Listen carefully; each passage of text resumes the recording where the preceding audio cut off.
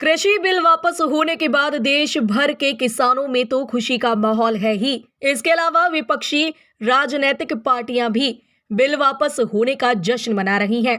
आपको बता दें कि 14 माह पूर्व भारत सरकार द्वारा किसानों को दिए गए तीनों कृषि बिल को किसानों के लगातार आंदोलन के बाद देश के प्रधानमंत्री नरेंद्र मोदी ने अब वापस लेने का ऐलान कर दिया है, जिससे कृषि बिल वापसी के ऐलान के बाद महानगर के सपा नेताओं द्वारा भी जश्न मनाया गया। बातचीत के दौरान सपा नेता ने कहा कि समाजवादी पार्टी के राष्ट्रीय अध्यक्ष यूपी में विजय रथ यात्रा निकाल रहे हैं। उन्होंने कहा कि अखिलेश यादव ने 24 घंटे के अंदर कई जनपदों में यात्रा निकाली और हर जनपद में लाखों समर्थकों का जनसैलाब देखने को मिला। सपाइयों का कहना है कि समाजवादी पार्टी की ओर जनता का समर्थन देखकर भाजपाइयों के होश उड़े हुए हैं, जिसके बाद सरकार ने कृषि बिल वापस लेने का ऐलान किया है। दूसरी बात, एक साल पहले जो भारतीय जनता पार्टी की सरकार 3 काले कानून किसानों के लिए लेकर आई थी, जो आज उन्होंने दबाव में अपनी हार मानते हुए किसानों की एकता को महसूस करते हुए और जो समाजवादी पार्टी ने डे वन से किसानों के साथ कंधे से कंधा मिला के साथ दिया और भाजपा ने अपनी हार स्वीकार करते हुए आज जो 3 काले कानून वापस लिए हैं, उसके लिए भी आज प्रेस वार्ता आयोजित की है।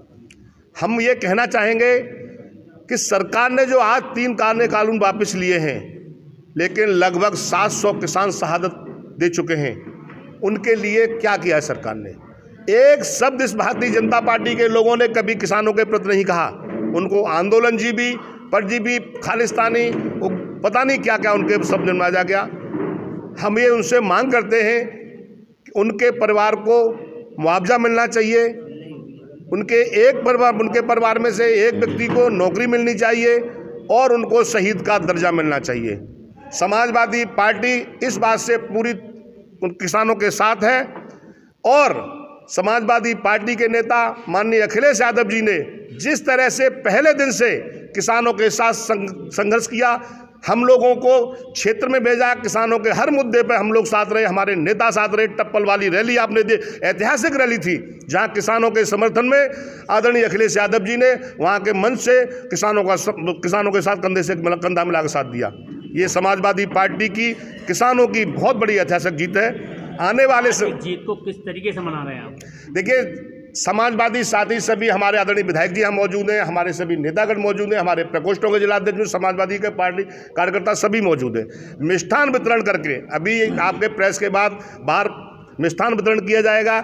उस तरह से हम लोग पार्टी इस खुशी को मनाएंगे और शाम को समाजवादी पार्टी के सभी साथी, सभी नेतागण दीप प्रज्वलित करके, जैसे भगवान राम ने रावण का वध करके आए थे और अयोध्या में दीप प्रज्वलित हुआ था, इसी तरह से समाजवादी पार्टी के लोग हम लोग मानते हैं कि आज किसानों के साथ हमारी बहुत बड़ी जीत है और इस भाजपा के लोगों को दी एंड करने जा रहे हैं। इसलिए शाम को हम दीप प्रज्वलित करेंगे। निश्चित रूप से 2022 में उत्तर प्रदेश से भारतीय जनता पार्टी सरकार जाएगी और 2024 में केंद्र से भी भारतीय जनता पार्टी को ये किसान और समाजवादी पार्टी उखाड़ने का काम करेगी। इसलिए हम लोग सब यहाँ पे एकत्रित हुए हैं।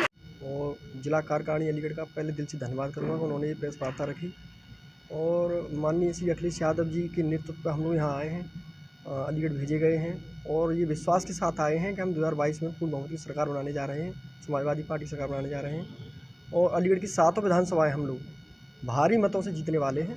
और इसमें नेतृत्व के तौर पर श्री गिरीश यादव जी हैं और पार्टी के जिला कार्यकारिणी के वरिष्ठ नेतागण हैं, माननीय विधायक जी हैं।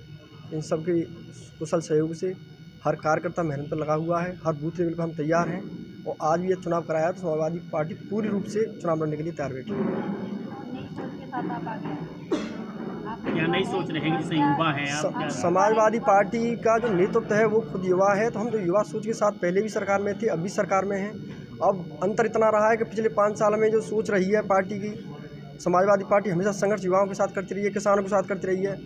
दुख इस बात का है कि जब समाजवादी पार्टी के राष्ट्रीय अध्यक्ष श्री अखिलेश यादव जी प्रदेश के मुख्यमंत्री थे तो वो युवाओं के लिए सोचते थे, जैसे कि लैपटॉप वितरण रहा हो या गुजारा भत्ता दिया था उन्होंने। लेकिन अब जो पिछली 5 साल की सरकार रही है, एक तरफ लैपटॉप है और एक तरफ केवल और केवल युवाओं के सपनों को बेचने की राजनीति कर रहे हैं।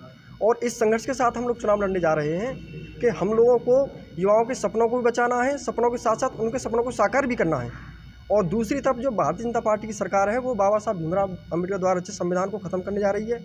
तो समाजवादी पार्टी के प्रत्येक कार्यकर्ता और प्रदेश की जनता का प्रत्येक व्यक्ति की जिम्मेदारी बनती है कि हम लोग बाबा साहब भीमराव अम्बेडकर के संविधान को बचाएं और जो संविधान को कुचलने वाली ताकत है भारतीय जनता पार्टी है उसको 2022 के चुनाव में सत्ता से उखाड़ फेंके और पुनः बाबा अपने जहाँ से आए थे वहाँ चले जाएं लौट के। क्योंकि वास्तविकता ये है कि देखो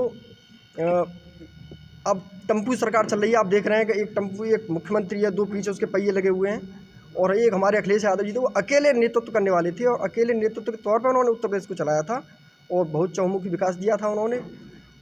क्या पद दिया है आपको? मैं प्रदेश कार्यकारिणी में सचिव नियुक्त किया गया हूँ और साथ ही मुझे अलीगढ़ हाथरस की जिम्मेदारी दी गई है। क्या नाम है? मेरा नाम ठाकुर सोमवीर सिंह है।